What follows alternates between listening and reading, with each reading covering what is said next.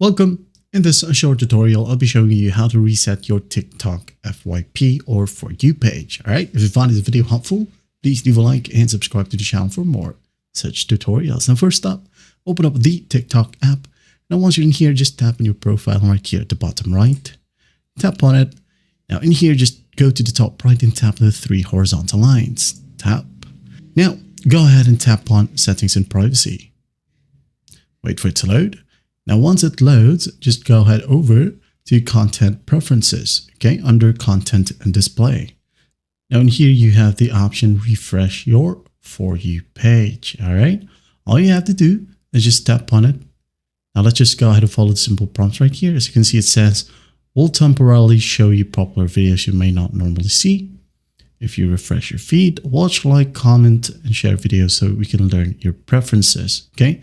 So basically, this is the TikTok algorithm for your specific account. Now, it says here, once refreshed, your feed should feel more personalized. So just tap on Start. Now go to your feed, okay? That's basically it. And when you go ahead over to the search bar right here, just tap on it. Just close every search right here or delete it. And then refresh the You May Like section as well, okay?